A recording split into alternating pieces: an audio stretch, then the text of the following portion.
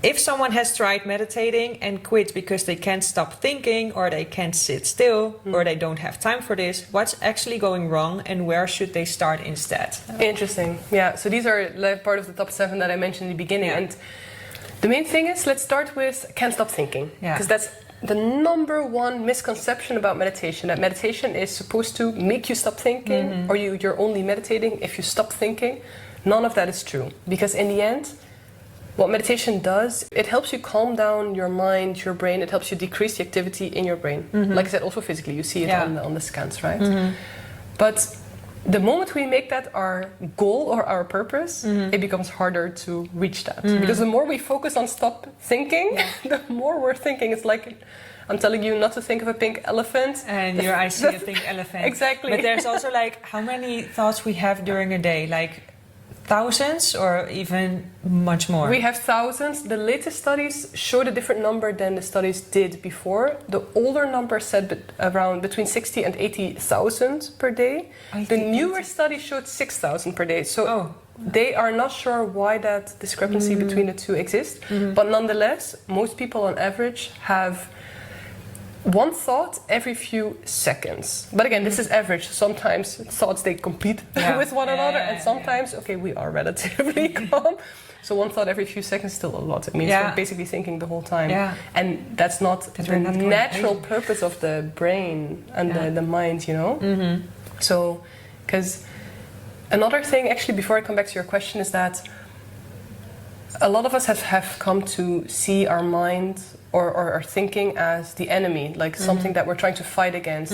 But in the end, our mind and our brain, they have a huge purpose in our life. They're helping us to make decisions, they're helping us to think things through and whatnot. It's more like everything went into overdrive. And that's indeed not natural and not healthy and not always useful. So it's all about, helping to calm down the mind again. And the side effect of that is that thoughts settle. But the thing is, it's an interesting analogy that I learned from the monks directly. If you imagine a cup of water, a glass of water, and there's ink or mud inside. If you shake the glass, that ink or mud is throughout. Like the water is not clear. It's dirty, it's muddy, you cannot see through, it's not transparent anymore. Troebel would be Dutch. Exactly. I'm not sure about the literal translation. English. I was like, just... But exactly, cloudy maybe. Cloudy. Yeah, the water is cloudy, you can see through, right? So if you would put down that glass of water with the ink or the mud still in there, which is what meditation is, you're putting the glass down. After some time, it will start settling at the bottom. It doesn't leave the glass, but it settles, and clarity comes back. That's literally what the process of meditation helps you do, but only if you meditate in a way that fits for you as an individual. Because if you try to meditate in a way that doesn't naturally fit, then you're just fighting against yourself and making things stronger. You know, and that just makes you feel like it's not working, I'm failing, can't stop thinking. This is the whole opposite of what we're trying to reach with meditation. So if you feel you can't stop thinking, the first thing is to try to stop thinking. Yes. If that makes sense. So kind of accepting that you have thoughts. And that they're going to be there, no matter what. Exactly, because thoughts are not the enemy. We have too many thoughts for our own good, that's true. But when we put down the glass, when we sit down to meditate, our thoughts will naturally start settling down. And the positive side effect of the practice is that our mind becomes more calm, our thoughts become more settled, they become less, they decrease over time as well. Our thoughts become clearer. Instead of having 5 thoughts that are competing, we have one thought. We actually finish the thought and only then move. It's so much more calm and so much more, so the purpose of meditation is not to stop thinking. It's a side effect of the practice. So that's a bit of a mindset shift that will help you feel okay with meditation, even if you're thinking thoughts while you're meditating. So that's the first. The other one you said was about sitting still and time, no time. No time for it. Well, no time is, as we said, The more you feel you don't have time to meditate, the more you probably need it. Yeah. Remember optimizing the brain, so you're more efficient with your time. So there is time and space left to meditate. Yeah. So that would be the mindset shift there. Yeah, and actually, start with 2-minute meditation Exactly. or 5-minute meditation, Exactly. and then for a long time until you've got the habit Exactly. of meditating, and then Exactly. increase. Exactly. Because everyone has 5 minutes in a day. Exactly. We all don't. If we feel we don't, then really something is there to look at objectively from a distance, which meditation helps you do, to see why don't you feel you have 5 Yeah. minutes. Because if Yeah. that's the case, you're probably multitasking, which they say we cannot do naturally as human beings. Women are better in it. But are we? True.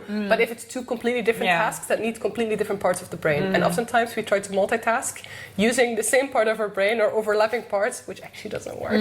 Let's be honest, right? Yeah. And it's not efficient usually or optimized. No, exactly. Speaking of optimization, just one task per thing Exactly. to have fully focus on that one task, and then going to the other one. Yeah, be fully mindful, fully present. Yeah. And actually, one interesting thing in terms of time, remember the amygdala that we talked about, the emotional center of our brain, basically. Whenever we try to implement a new habit, whether that's a negative habit or a positive, it's a change for our body and our mind, for our system.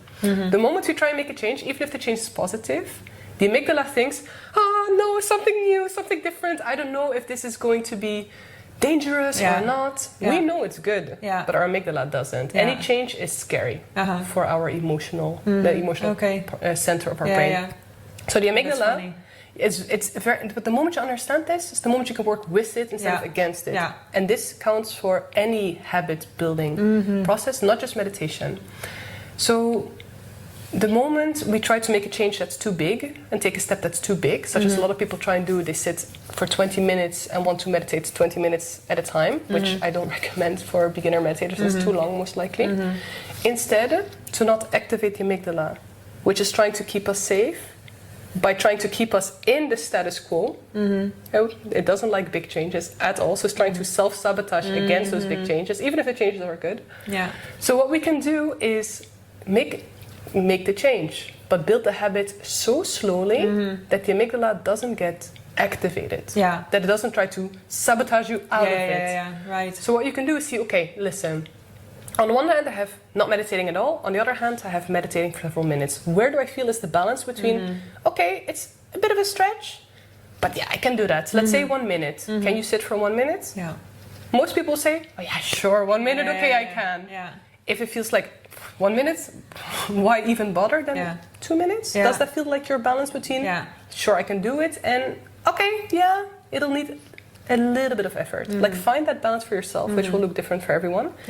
And then sit for that time you decided is your sweet spot and stretch from there, but so gradually your amygdala doesn't get scared and doesn't get activated and embraces the change you're trying to make. And that's the life hack for any type of habit you're trying to build, not just meditation.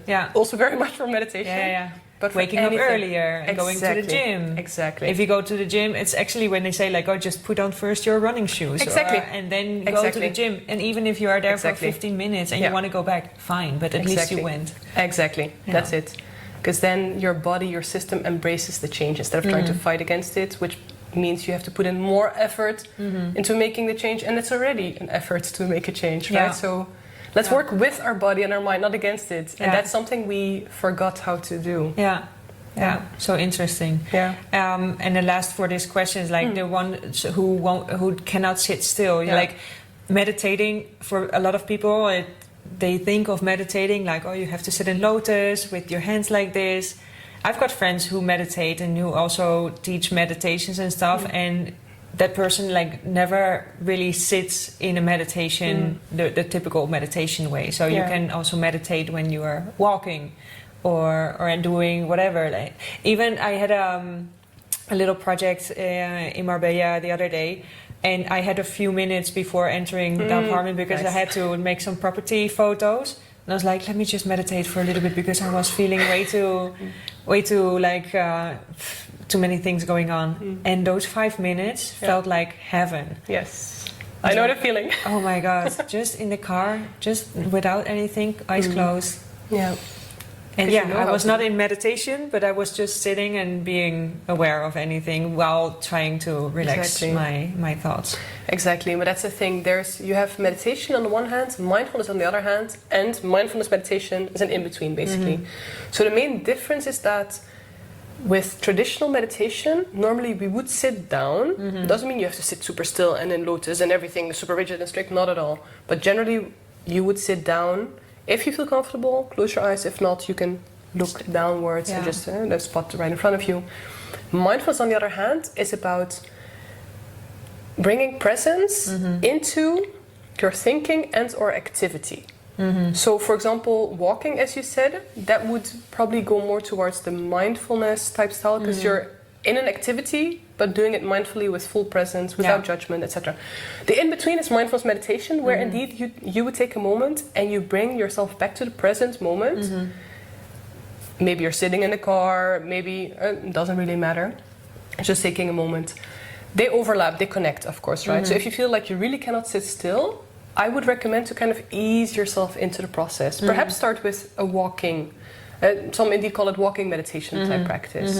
And then see if you can sit for a minute. So on one hand you have meditation, on the other hand you have mindfulness, and they meet each other, and that's called mindfulness meditation, right? So the main difference would be that mindfulness is generally applied when we're in an activity or being aware of our thinking, for example. So mindfulness is really bringing ourselves fully to the present moment and engaging in an activity or observing our thinking fully mindfully, fully present. Meditation, on the other hand, traditional meditation generally asks us to sit down. Doesn't mean you have to sit still and in lotus position and close your eyes and be rigid and all. Not at all. If you feel comfortable, you can close your eyes. If not, you can just stare gently at a spot in front of you. So if you feel like you can't sit still, and let's say the more traditional version of meditation is not yet for you, you can see if you can ease yourself into the process, because your mind, your nervous system, they might need some transition period to feel comfortable and safe to do so, right? So you could start with what's called indeed walking meditation, where indeed you take a mindful walk and you try to observe your breathing, for example, or observe every step that you take. Taking a moment in the car, this could be called mindfulness meditation. You take a moment, you sit, you're seated probably, and you just take a moment, again, observe your breathing or feeling your body. And those I would already call micro meditations. They're just small versions of a meditation practice. And again, coming back to the habit building process, if you build it up gently, easy and steadily like that, it's a very sustainable way to increase the practice and integrate it into your life. But calmly, we don't have to jump in, we don't have to make ourselves sit still. Give yourself what you need, as long as you know that you're gently moving forwards and expanding your capacity to do so. Because in the end, that's what it's about. That's what it's about. Nice. Okay. I think we are ready for the next question. Yes.